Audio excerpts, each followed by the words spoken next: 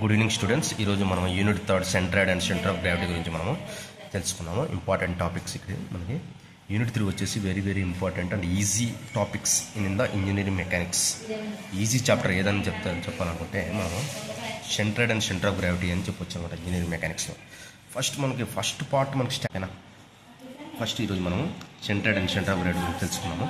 Centroid అంటే it is a single point about which entire area is acting for a lamina or plane irrespective of the position of the plane figure is known as centroid. It is denoted by small g. Centroid అంటే ఏం లేదు, ఒక single point మీద total area act అయితే ఆ యొక్క ఏరియాని లామినాని ప్లేన్ని ఏమంటాం మనం అంటే మనం సెంట్రాయిడ్ అంటాం. ఓకేనా, ది ప్లేన్ అంటే lamina or plane figure irrespective position of the plane figure. అంటే సపోజ్ మనము స్క్వేర్ కానీ రెక్టాంగిల్ కానీ తీసుకున్నప్పుడు ఫస్ట్ మనం ఒక హారిజంటల్ పొజిషన్ పెడితే దాని యొక్క సెంట్రాయిడ్ ఎక్కడ ఉంటుంది, half of the length half of the విడ్త్లో ఉంటుంది అనమాట.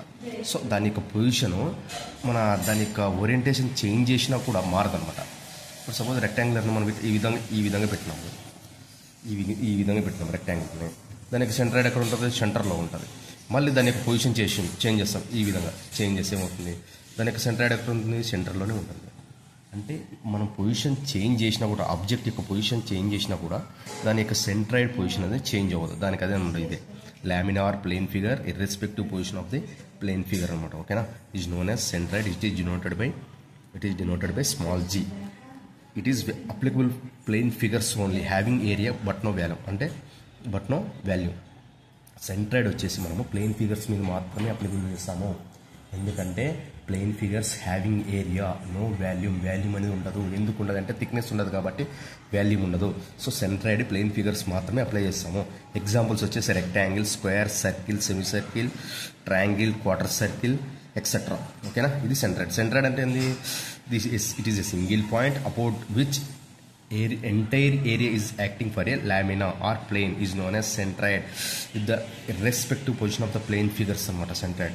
కానీ సెంట్రాయిడ్ అనేది చేంజ్ అవ్వదు. ఆబ్జెక్ట్ యొక్క ఓరియంటేషన్ చేంజ్ అయినా సెంట్రాయిడ్ అనేది చేంజ్ అవ్వదు. దీన్ని స్మాల్ జీతో డినోట్ చేస్తారు. It is applicable for only plane figures having area no volume. Example rectangle, square, circle, semi circle, triangle, quarter circle etcetera. Next centre of gravity. సెంట్రాయిడ్కి పక్క opposite centre of gravity.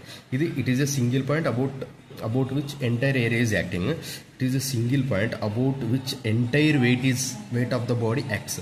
ఇక్కడ entire area of acting for a lamina, ఇది entire weight of the body acts in a solids అనమాట. ఓకేనా, మనకి ఇది solid bodies మీద centre of gravity అనేది యాక్ట్ అవుతుంది. సపోజ్ ఎగ్జాంపుల్ వచ్చేసి కోను, సిలిండరు, ప్రిజము ఇవన్నీ వస్తాయి అనమాట. Centre of gravity is the single point about which entire weight of the body acts is known as center of gravity. It is denoted by capital G. It is మన centroid denoted by small g. ఇది capital G. CG అంటే centroid will remain same irrespective position or orientation of the body. చెప్పినా కదా ఇంతకుముందే, centroid only plane figures అంటే 2D figures మాత్రమే act అవుతుంది అన్నమాట. ఓకేనా, the units of centroid and centre of gravity is mm or centimetre. ఓకేనా, సెంటర్ ఆఫ్ గ్రావిటీకి సెంట్రాయిడ్కి యూనిట్స్ mm ఆర్ అంటే. నెక్స్ట్ 2 మార్క్స్ క్వశ్చన్లో మనకి ఇది వచ్చేసి స్టేట్ ద ప్యారలెక్స్ థియరం. దీన్ని మనము 4 మార్క్స్ క్వశ్చన్గా అడగచ్చు, లేదంటే 5 మార్క్స్ క్వశ్చన్స్గా అడగచ్చు, లేదంటే 2 మార్క్స్ క్వశ్చన్గా అడగచ్చు. 2 మార్క్స్ క్వశ్చన్ అడిగినప్పుడు ఓన్లీ డెఫినేషన్ రాసి ఫిగర్ వేసేసి ఫార్ములా వేయాలి. అలాగే 4 మార్క్స్ క్వశ్చన్ ఇచ్చినప్పుడు మనం ప్రూఫ్ ఉంది కదా, ప్రూఫ్ని మనము ఇచ్చేసేయాలి. ఓకేనా, ప్యారలెక్స్ థియరం అంటే moment of inertia about any axis in the plane of area is equal to the sum of moment of inertia about parallel centroid axis and product of square distance between them. ఇది ఒక plane figure. ఈ plane figure XX axis అనేది through the CG నుంచి pass అవుతుందండి, and centroid of this figure నుంచి pass అవుతుంది. మనకి reference line వచ్చేసి బేస్ మనము ఏబీ తీసుకుంటాము. ఇక్కడ నుంచి డిస్టెన్స్ డి తీసుకుంటాం, స్మాల్ డి. మనకి ఈ యొక్క ప్లేన్ ఏరియాలో చిన్న ఏరియా ఒక స్మాల్ స్ట్రిప్ తీసుకుంటాం, దాన్నే మనము డిఏ ఏరియా ఏ అనుకుంటాం. దీని యొక్క థిక్నెస్ డిఏ అవుతుంది. ఓకేనా, ఇక్కడ ఏమి ఇచ్చినాడు మనకి, moment of inertia about any axis in the plane area is equal to the, అంటే moment of inertia about any axis అంటే ఏబీ తీసుకుంటాము, సెంట్రాయిడ్ యాక్సెస్ ఎక్స్ఎక్స్ తీసుకుంటాం అనమాట. Is equal to the sum of moment of inertia about parallel centroid axis. అంటే ఈ access any access AB తీసుకుంటాం కదా, దానికి ప్యారలల్గా సెంట్రాయిడ్ యాక్సెస్ ఎక్స్ఎక్స్ అనమాట. So about parallel centroid access and product of square distance between. ఈ distance ఉంది కదా, మనము ఏరియా ఇంటూ డిస్టెన్స్ స్క్వేర్ చేయాలన్నమాట. ఏరియా అంటే ఈ ప్లేన్ యొక్క ఏరియా, డిస్టెన్స్ స్క్వేర్ చేసేసి మనము దీన్ని ప్యారలల్ యాక్సిస్ థియరం అంటారు.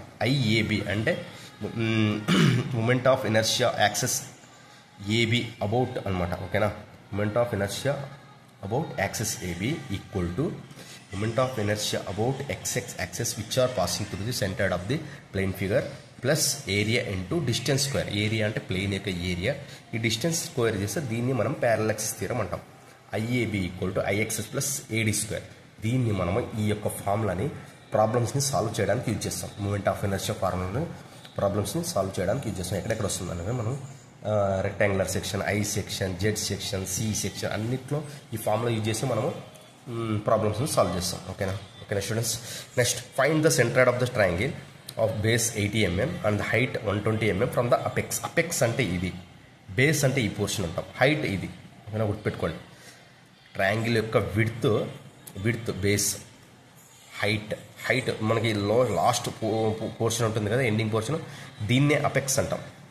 ఇక్కడ ఏమన్నాడు, find the centre of the triangle base 80 mm and the height 120 mm from the apex. So మనం ఏం కనుక్కోవాలా, సెంటర్డ్ కనుక్కోవాలా. ఎక్కడి నుంచి కనుక్కోవాలా, ఫ్రమ్ ద అపెక్స్ పాయింట్ నుంచి కనుక్కోవాలన్నాడు ఇక్కడ.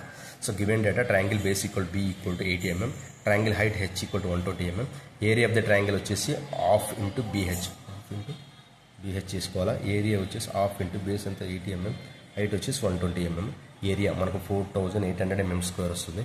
Next centred of the triangle వచ్చేసి G equal to h/3 from the base, G equal to h/3 from the apex మనకు 2h/3. ఇంతకుముందు చెప్పుకున్నాం కదా మనము, ట్రయాంగిల్ యొక్క సెంట్రాయిడ్ ఎక్కడ లొకేట్ అవుతుంది, బేస్ నుంచి h/3 డిస్టెన్స్లో ఉంటుంది, అపెక్స్ నుంచి 2h/3 డిస్టెన్స్లో ఉంది. ఇక్కడ ఏం కనుక్కున్నాడు, find the centred of the triangle base 8 mm, height 120 mm from the apex నుంచి ఫైండ్ అవుట్ చేయమన్నాడు కాబట్టి జీ ఈక్వల్ టు h/3 ఇది బేస్ నుంచి కనుక్కోవాలి.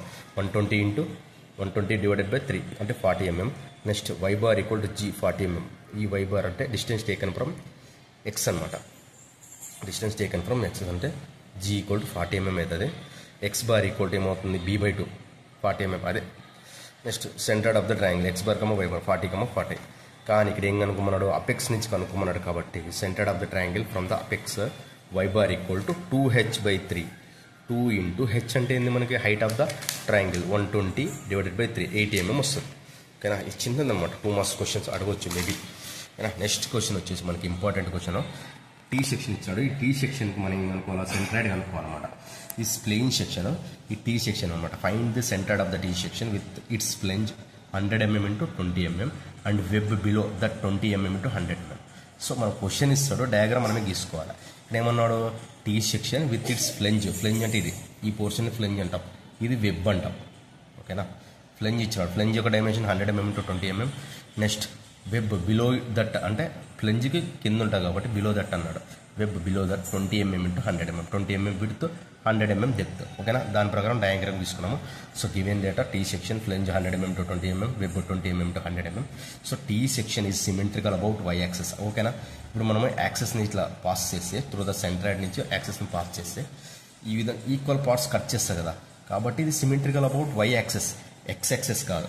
సీజీ ద్వారా నుంచి మనం ఎక్స్ యాక్సెస్ పాస్ చేసి ఇది ఈక్వల్గా డివైడ్ అవ్వదు, వై యాక్సెస్ మాత్రమే డివైడ్ అవుతుంది. కాబట్టి T section is symmetrical about Y axes, is not symmetrical about X access.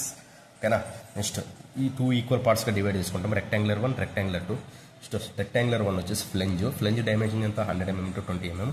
So first ఏం కనుక్కోవాలా, ఏరియా కనుక్కోవాలా. Area of the flange 100 into 20 mm, 2000 mm². Next y1 కనుక్కోవాలి. y1 అంటే మీ డిస్టెన్స్ టేకెన్ ఫ్రమ్ బేస్, ఈ base నుంచి CG of the flange తీసుకోవాలి.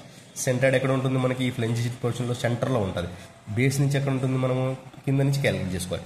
So 100 + 20/2, 100 + 20/2 అంటే రెఫరెన్స్ ఎక్కడ నుంచి తీసుకోవాలా, కింద నుంచి తీసుకోవాలా. y1 అంటే 100 + 20/2. ఓకేనా, నెక్స్ట్ y1 వచ్చేసి ఏమంటుంది, 110 mm అవుతుంది. నెక్స్ట్ రెక్టాంగులర్ 2, వెబ్ అంటే ఈ వెబ్ 100 mm into 20 mm. వచ్చేసి ఏరియా 100 into 20 mm, ఏరియా వచ్చేసి 2000 mm². y2 100/2. ఇక్కడ మనం y2 అంటే అనుకున్నాం, y1 ఆల్రెడీ అనుకున్నాం, అంటే ఫ్లెంజ్కి ఎక్కడి నుంచి తీసుకోవాలో, ఫ్రమ్ ద బేస్ నుంచి 100 + 20/2. అలాగే వెబ్ కంటే 100/2 తీసుకుంటాం. దీని వెబ్ పోర్షన్లో సీజీ ఎక్కడ ఉంటుంది, సెంటర్లో ఉంటుంది వెబ్కి, కాబట్టి బేస్ నుంచి 100/2 తీసుకుంటాం. ఓకేనా, బేస్ నుంచి 100/2 50 mm, y2 = 50 mm, y1 110 mm వచ్చింది. So let Y bar be the centred from the base. కాబట్టి మనం బేస్ నుంచి తీసుకున్నాం కాబట్టి ఈ రెండింటికి కామన్గా ఒక సెంటర్డ్ వస్తుంది అనమాట. ఫ్లెంజ్కి వెబ్కి సెంటర్లో ఇంకొక సెంటర్డ్ వస్తుంది ఈ రెండింటిని యాడ్ చేస్తే. అదే అనమాట Y bar be the centred from the base. So Y bar equal to a1 plus y1 plus a2 plus y2 divided by a1 plus a2. Y bar equal to a1 అంటే 2000 mm² into y1 అంటే 110 mm plus a2 అంటే ఇక్కడ ఎంత అవుతుంది మనకి 2000 mm², 2000 y2 ఎంత మనకి 50 mm divided by 2000. Y bar equal to 8 mm from the base of the paper. Base నుంచి మనకి ఎంత డిస్టెన్స్లో ఉంటుంది 80 mm డిస్టెన్స్లో సెంట్రైడ్ లొకేషన్ ఉంటుంది. ఈ డయాగ్రామ్ అంతా ఈ ప్రాబ్లం అంతా చేసిన తర్వాత ఈ డయాగ్రామ్ని మళ్ళీ ఒకసారి డ్రా చేయాలన్నమాట. ఫైనల్గా డ్రా చేసి సెంట్రైడ్ లొకేషన్ చేయాలి. మనకి ఎంత వచ్చింది ఇక్కడ 80 mm వచ్చింది కదా. మళ్ళీ టీ సెక్షన్ డ్రా చేసి బేస్ నుంచి 80 mm ఎక్కడ వస్తుంది చూసుకొని కరెక్ట్గా పాయింట్ పెట్టి లొకేషన్ చేసి మనం మెన్షన్ చేయాలన్నమాట.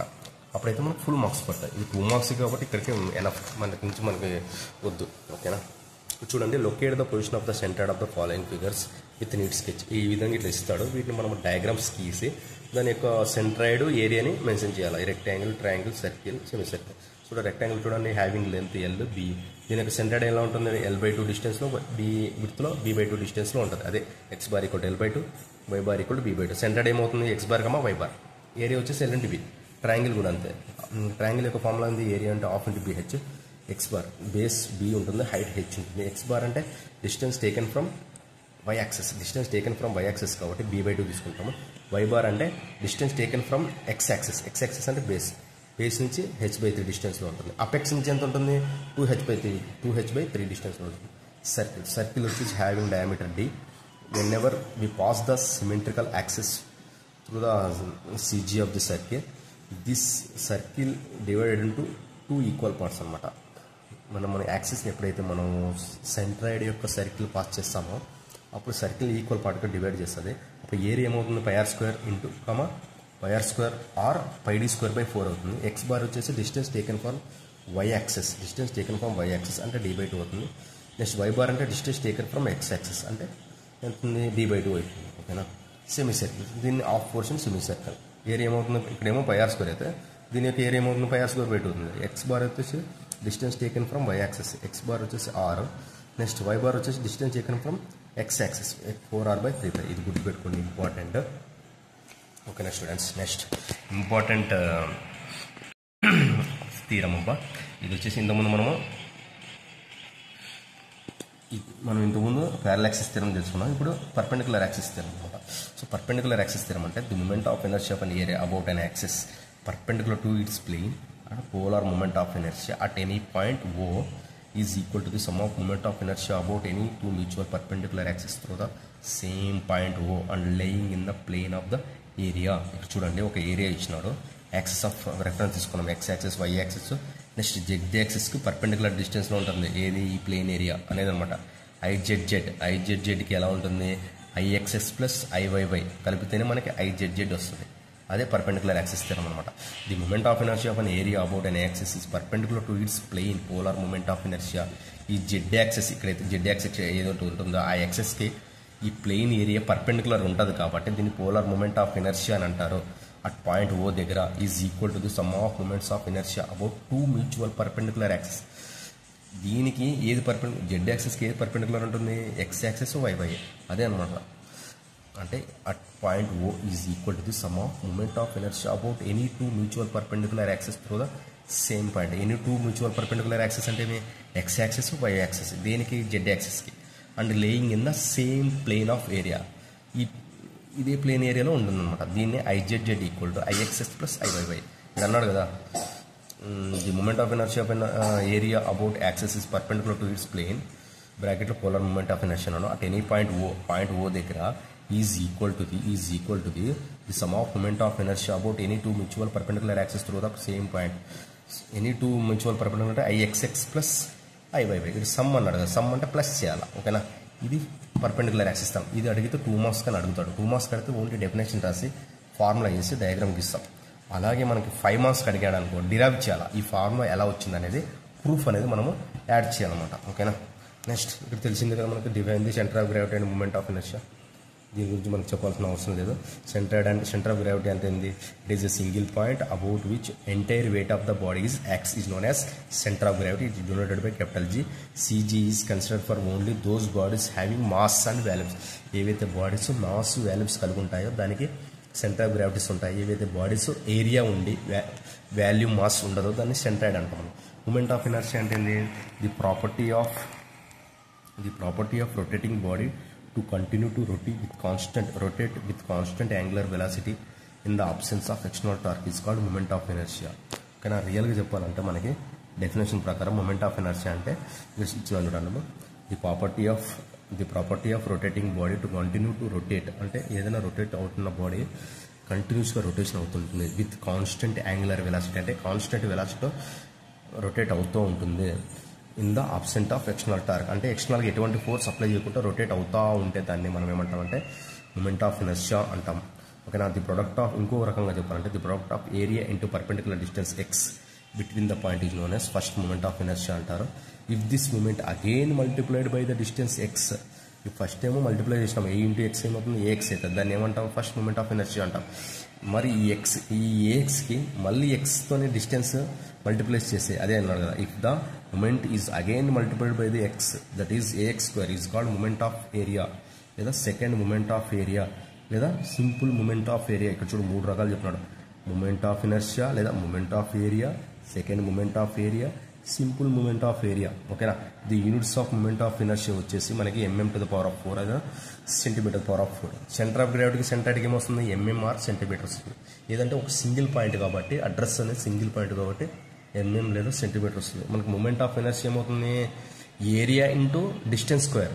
ఏరియా అంటే mm, డిస్టెన్స్ ఏరియా అంటే mm², డిస్టెన్స్ స్క్వేర్ అంటే mm ఇంటూ mm, అది కూడా mm² కాబట్టి మనకి ఏమొస్తుంది? టోటల్గా mm⁴ వస్తుంది లేదా cm⁴ వస్తుంది. మనకి ప్రాబ్లమ్స్ చేసేటప్పుడు ఎప్పుడైనా కానీ యూనిట్స్ వెరీ వెరీ ఇంపార్టెంట్ అనమాట. యూనిట్స్ మెన్షన్ చేయలేకుంటే ఆ యొక్క నెంబర్కి ఏదైతే మనం ప్రాబ్లమ్ సాల్వ్ చేస్తామో దానికి వచ్చే నెంబర్కి ఎటువంటి వాల్యూ ఉండదు అనమాట, అడ్రస్ ఉండదు. దాన్నే మనం ఏమంటాం? ఇంకా దానికి ఒక మార్క్ తీసేస్తాడు వాడు. ఓకేనా? మెన్షన్ చేయకపోతే.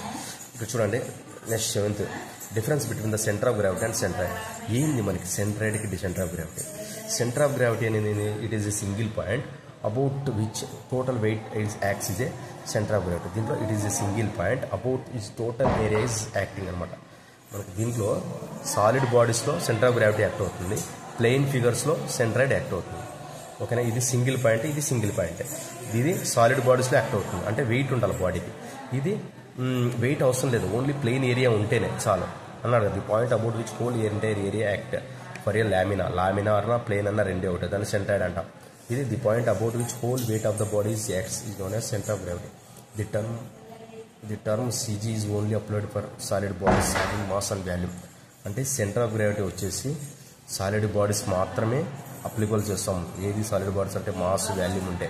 ఈ టర్మ్ సెంట్రాయిడ్ అనేది only applicable for plane figures మాత్రమే అప్లై చేస్తాం. Having area only, no volume అనమాట. ఓకేనా? వాల్యూమ్ ఉండదు, దాన్ని మాత్రమే అప్లై చేస్తాం. It is denoted by capital G, it is denoted by small g. Centroid ఏమో స్మాల్ జీతో డినోట్ చేస్తాము, సెంటర్ ఆఫ్ గ్రావిటీ వచ్చేసి క్యాపిటల్ Gతో డినోట్ చేస్తాం. Example cone, cylinder, sphere, hemisphere centre of గ్రావిటీకి. నెక్స్ట్ ఇక్కడికి మాత్రం స్క్వేర్ వచ్చేసి square, rectangular, triangle, semi circle etcetera. ఓకేనా? ఓకేనా స్టూడెంట్స్? నెక్స్ట్ క్వశ్చన్ వచ్చేసి మనకి చూడండి, అద్విత